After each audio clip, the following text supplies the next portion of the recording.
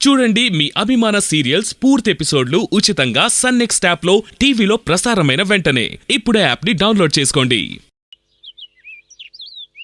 పెయింటింగా చూశానమ్మా.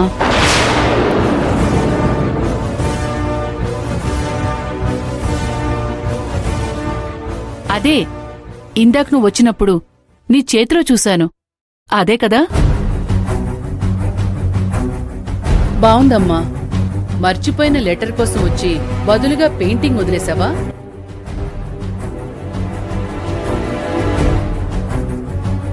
రే సతీ, స్తంభంలా నిలబడకపోతే జానకికి ఆ పెయింటింగ్ ఏదో కాస్త వెతికి పెట్టొచ్చు కదా? అంటే అది మీరు చూడలేదా అమ్మగారు? నేను చూస్తే నీకెందుకు చెప్తాన్రా? అవును, నాకెందుకు చెప్తారు? ఈ పాటికి నా పని చెప్పేసి అంతు చూసేసి నన్ను హత్య చేసి ఉండేవాళ్ళు కదా. బతికిపోయాను. వెతికి బయటికి తీసుకెళ్లి బతికిపోతాను. ఇంకా ఆలోచిస్తావేంటి? వెళ్ళి వెతుకు. వెతుకుతానమ్మా.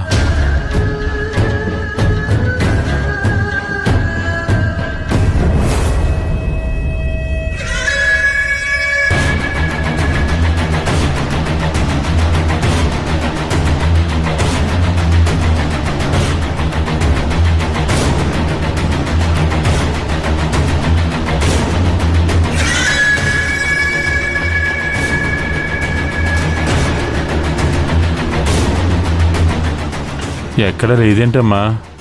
ఇక్కడే పెట్టారా? అవును సత్తి, ఇక్కడే పెట్టాను. నాకు బాగా గుర్తు. జానకి, ఎక్కడికి పోదులేమ్మా. ఎందుకంత కంగారు పడతావు? ఎక్కడొక చోట కనపడుతుందిలే. కనపడగాని నేను తీసి దాచిపెడతాను. టెన్షన్ అవ్వకు. అది మీకు కనబడితే దాన్ని మీరు తీసిపెట్టడం కాదమ్మా, నన్నే నరికి పోగులు పెడతారు తల్లో. సత్తి, అమ్మా, జానకిని తీసుకెళ్ళు. పదమ్మా. వస్తాను మేడం.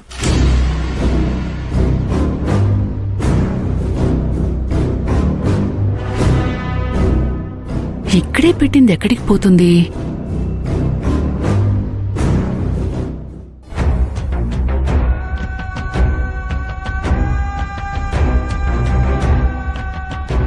క్షమించు సత్తి, నా వల్ల పెద్ద పొరపాటే జరిగింది. అయ్యో, అంత పెద్ద మాటలెందుకులే అమ్మా. మీరేమైనా కావాలని చేశారా? అలా జరగాలనున్నప్పుడు ఎవరేం చేస్తారు? కానీ జాగ్రత్తగా ఉండు సత్తి. మేడం ఆ గదిలోంచి బయటికి వెళ్లిన వెంటనే తిరిగి అడుగడుగునా గాలించు. ఆ పెయింటింగ్ మాత్రం ఖచ్చితంగా అదే గదిలోనే మర్చిపోయాను నేను.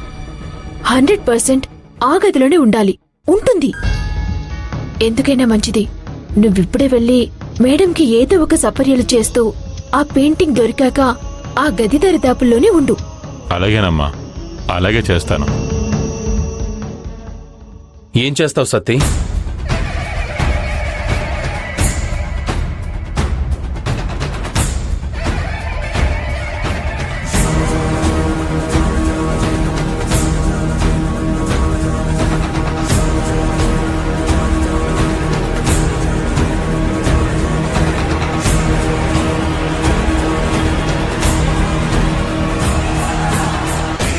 ఏం చేస్తావు సత్తి?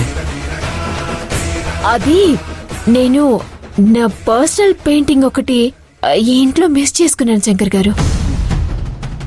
అది కనబడితే నాకు కాల్ చేయమని సత్యకి చెప్తున్నాను, అంతే. అవునా? అవును. అయినా నువ్వు ఇంటికి పెయింటింగ్ ఎందుకు తీసుకొచ్చావు? అంటే అది ఇంట్లో ఉండడానికి. అదే పెయింటింగ్ కాస్త పెండింగ్ ఉంటే ఈ ఇంట్లోనే ఫినిష్ చేశాను అని చెప్తున్నాడు. ఏం సత్తి, అంతే కదా? అంతే కదమ్మా. అంతే అంతే బాబు. అంతే అయితే అటు సత్తి ఇటు జానకి ఎందుకు టెన్షన్ పడుతున్నట్టు కనబడుతున్నారు? అది నిజమా? అది అబద్ధమైతే మరి జానకి ఇప్పుడిక్కడికి ఎందుకు వచ్చినట్టు? నా కోసమా?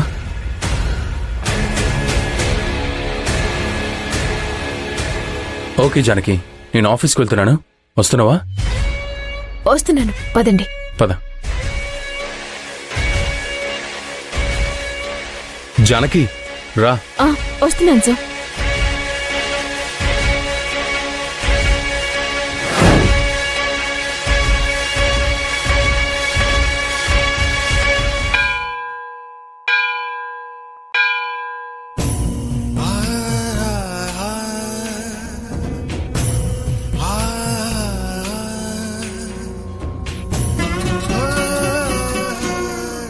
భర్త దేవుడండి.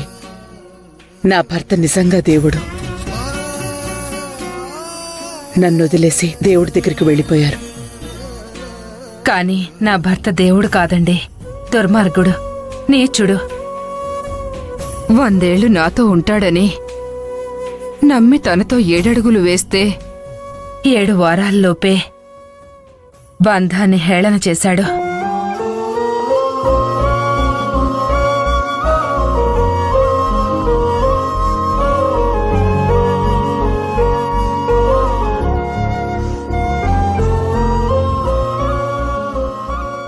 మీ అన్నయ్య అలా చేసినా మీ భర్త అలా ప్రవర్తించటం ఏమీ బాగోలేదు.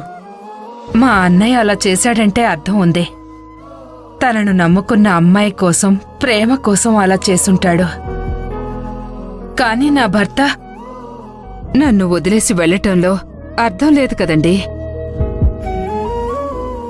పైగా ఎప్పుడైతే నా భర్త నన్ను వదిలేసి వెళ్ళాడో ఆ రోజే తెలిసింది నేను తన బిడ్డకి తల్లినవుతున్నానని. అప్పుడు నేను బాధపడ్డాను గాని ఇప్పుడు ఆ బాధ లేదండి. నాకు అండగా ఆనందం పంచడానికి నా కొడుకున్నాడు.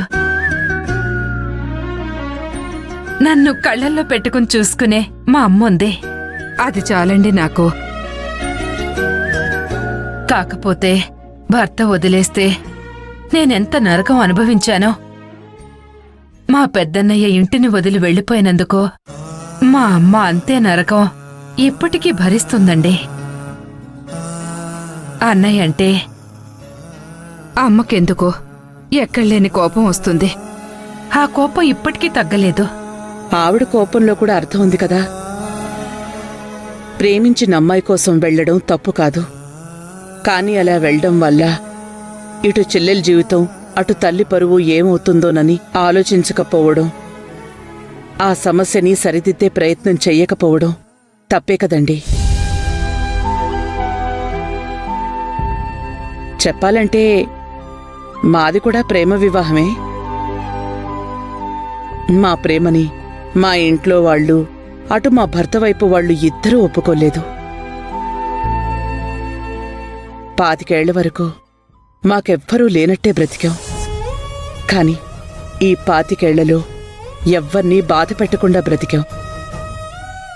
మీ అన్నయ్య స్థానంలో నా భర్త ఉండుంటే మాత్రం ఖచ్చితంగా అలా చేసుండేవారే కాదు. కానివ్వండి, అయిందేదో అయిపోయింది. నా కర్మే అలా రాసిపెట్టున్నప్పుడు ఎవరిననుకుని ఏం లాభం చెప్పండి. అన్నట్టు నా బాధ, నా కథ మీకు చెప్పి మిమ్మల్ని ఇబ్బంది పెట్టానేమో. నేను మీ గురించి ఏం అడగలేదు. మీరు ఈ సిటీ కొత్తగా వచ్చారా? అవునండి, మాది వెంకటాపురం. నా కూతురికి ఈ మధ్య పెళ్ళయింది. అల్లుడు కూతురు ఇక్కడికొచ్చి ఇద్దరూ ఉద్యోగాలు చేసుకుంటున్నారు. వాళ్ళని చూసి వెళ్దామనొచ్చాను. అవునా? మీ అల్లుడిని ఎక్కడ తెచ్చుకున్నారండి? నేను తెచ్చుకోలేదండి, నా కూతురే కోరి తెచ్చుకుంది. తనది కూడా ప్రేమ వివాహమే. అవునా? అయ్యో, మీతో మాట్లాడుతుంటే నాకు టైమే తెలియట్లేదండి. నా సొంత ఫ్యామిలీతో కలిసి మాట్లాడినట్టే అనిపిస్తుంది మీతో మాట్లాడుతుంటే. నిజంగా ఎందుకో తెలీదు గాని నాకు అలాంటి భావనే కలిగింది మీతో మాట్లాడుతూ ఉంటే. అవును, మీరింతకీ ఎక్కడుంటారు? గాంధీనగర్ అండి. అయితే తప్పకుండా మీ కూతుర్ని అల్లుడిని తీసుకుని ఒక పూట మా ఇంటికి రావాలి. అలాగే, తప్పకుండా. తప్పకుండా అంటున్నారు గాని ఎలా వస్తారు? అంటే అది మీ ఫోన్ నెంబర్ నాకివ్వండి. నా ఫోన్ నెంబర్ మీరు తీసుకోండి. మీ నెంబర్ చెప్పండి. తీసుకోండి.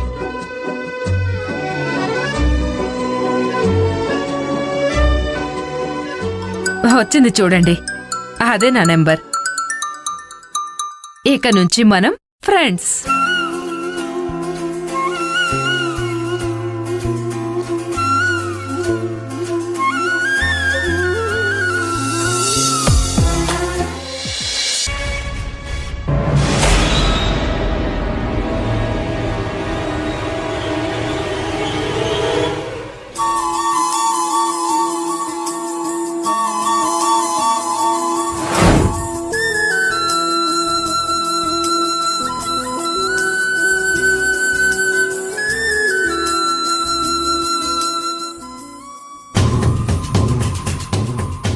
వీళ్ళు బాగా ఎదిగిపోయారంచు. దీన్ని ఎదిగిపోవడం అనరు బేబీ, దిగజారిపోవడం అంటారు. ఇదివరకు ఆఫీస్కి వచ్చి కలుసుకునేవాళ్ళు, ఇప్పుడు ఆఫీస్కే కలిసొస్తున్నారు. ఎక్కడ కలుస్తున్నారో ఎలా కలుస్తున్నారో ఏమో మరి.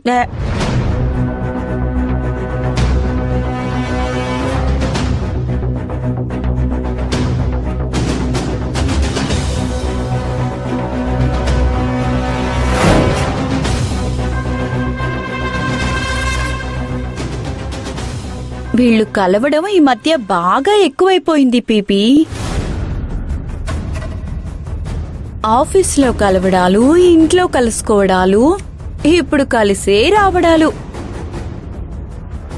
ఇవన్నీ చూస్తుంటే ఇద్దరూ కలిసి పిల్లల్ని కూడా కంటారేమో అనిపిస్తుంది. అవునే, కలిసి పిల్లల్ని కూడా కంటాం. అయితే నీకేంటి?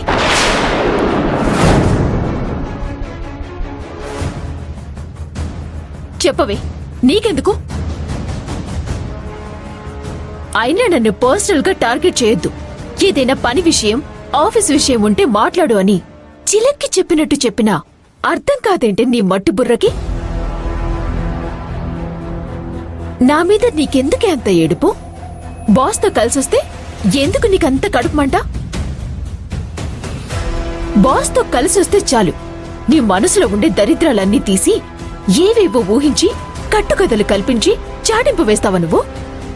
అయినా ఇదేం బుద్ధి నీకు? అసలు ఏ మనిషివి నువ్వు? చూడు, ఇప్పుడే చెప్తున్నా, ఫైనల్ గా నోటితో చెప్తున్నా, ఇంకొకసారి ఇది రిపీట్ అయితే చేత్తోనే చెప్పటం జరుగుతుంది. కాబట్టి మర్యాదగా, పద్ధతిగా నీ లిమిట్స్ లో నువ్వుండు. ఇంకా నా విషయం అంటావా? నేను బాస్ దగ్గర కాని, నీలాంటి బేకారు మనిషి దగ్గరైనా కాని, ఎవరి దగ్గరైనా, ఎవరైనా సరే, నేనెప్పుడు లిమిట్స్ క్రాస్ చేయలేదు, చెయ్యను కూడా. ఎందుకంటే నా లిమిట్స్ నాకు తెలుసు. ఇది నువ్వు కూడా తెలుసుకో.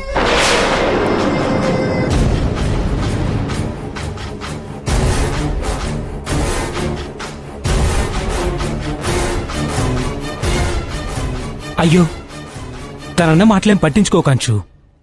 తనెన్ని మాటలంటే ఏంటి?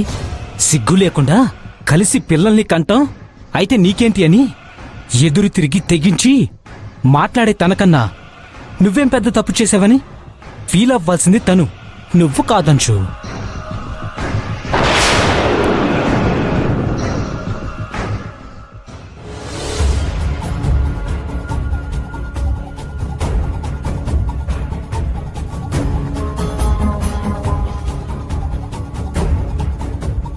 నువ్వేం చేస్తున్నావో నీకు అర్థమవుతుందా? నువ్వేం మాట్లాడుతున్నావో నీకు తెలిసే స్పృహలో ఉండే మాట్లాడుతున్నావా? కలిసి పిల్లల్ని కూడా కంటారేమో అని వాళ్ళు అన్నప్పుడు నువ్వెలా స్పందించాలి? ఎలా స్పందించావు? అవును, కలిసి పిల్లల్ని కూడా కంటామని నువ్వు రిప్లై ఇస్తావా? దానికేంటి అర్థం జానకి?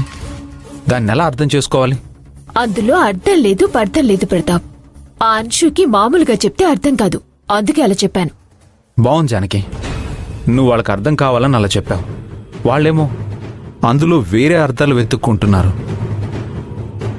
నువ్వు తెగించి మాట్లాడుతున్నావని, ఓపెన్గా ఒప్పేసుకుంటున్నావని మాట్లాడుకుంటూ ఉంటే వినడానికి నాకెంత కంపరంగా ఉంటుందో తెలుసా నీకు?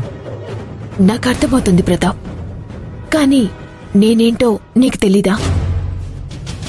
నువ్వు ఆ అంశు మాటలు పట్టించుకోకు ప్రతాప్. ఆ అంశు నీకు కనెక్ట్ కావటానికి నీ దగ్గర నన్ను బ్యాట్ చేయాలని చూస్తోంది, అందుకే ఇవన్నీ చేస్తోంది. ఏమి అనుకోకు జానకి, నేనేంటో నీకు తెలీదా అని అంటున్నావు చూడు. ఆ మాటకి క్లారిటీ ఊళ్ళో ఉన్నప్పుడు ఉండేది, కానీ అది ఇప్పుడు లేదు అనిపిస్తుంది. ప్రతాప్, అవును జానకి, నాకేం క్లారిటీ ఉండడం లేదు, ఏం అర్థం కావడం లేదు. నువ్వే చెప్పు, మనం క్లారిటీగా ఉంటే, మనం ఉంటుంది క్లారిటీ అనిపిస్తే ఇలాంటి మాటలు ఎందుకు వస్తాయి చెప్పు? లేదు జానకి, ఎక్కడో మన ఉనికిని మిస్ అవుతున్నాం, ఎక్కడో మన క్యారెక్టర్స్ని మనమే దిగజార్చుకునే పని చేస్తున్నాం. అందుకే ఇదంతా. మీ అమ్మకు అబద్ధం చెప్పాం, ఆఫీస్లో కూడా పూటకు అబద్ధం చెప్తున్నాం.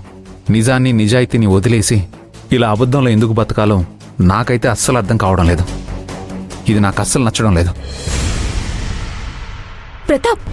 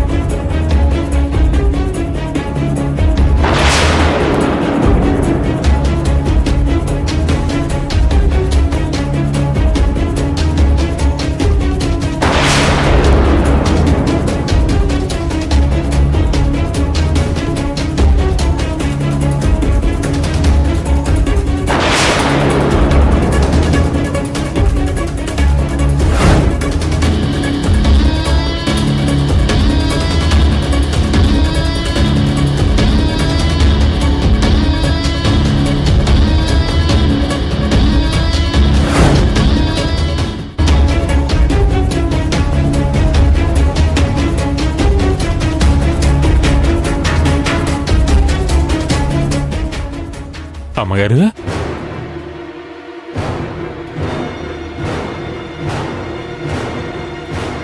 రా, ఇదిగో జానకి వెతుకుతున్న పెయింటింగ్. ఇల్లంతా వెతికావు కదా, కనిపించిందా? మంచం కింద ఉంది. తీసుకెళ్ళి జానకిచ్చిరా. అలాగేనమ్మా.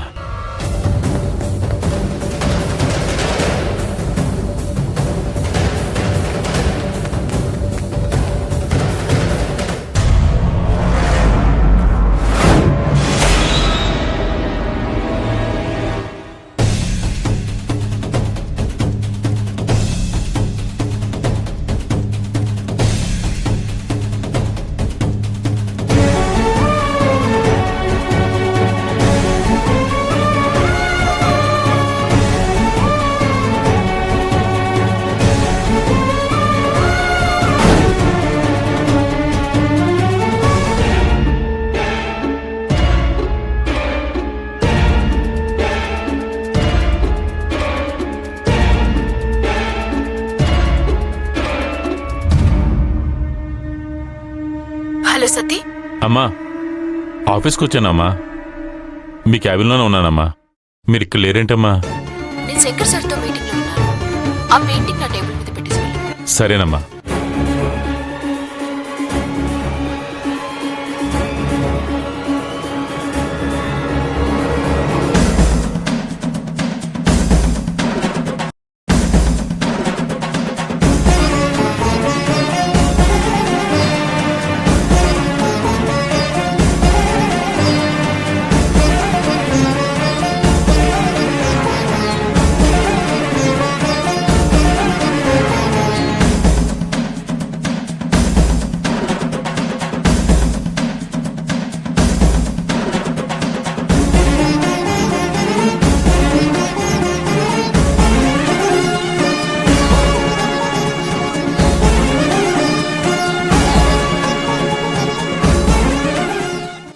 ఇదేదో బొమ్మలా ఉందే.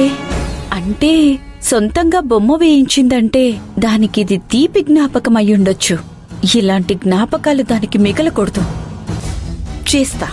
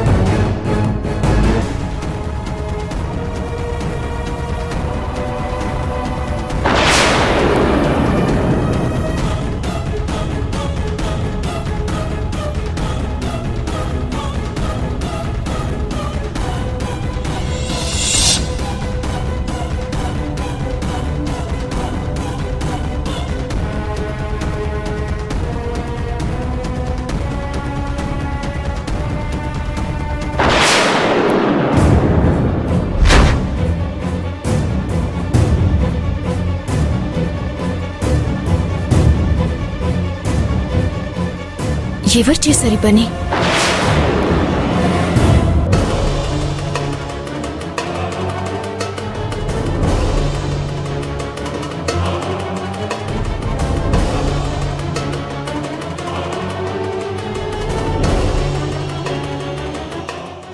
హలో సతీబాబు, పెయింటింగ్ మీద ఇంకు పడిందే. లేదమ్మగారు, ఇంక లేదే నేను తీసుకొచ్చినప్పుడు. అవునా? మరిక్కడ పెయింటింగ్ మీద ఇంకు వేశారే? నాకు తెలీదమ్మా. సరే. నీ మొహంలో ఆనందం కనపడే విషయం ఏదున్నా సరే ఇక నుండి ఇలాగే విషం కక్కుతూ ఉంటానే.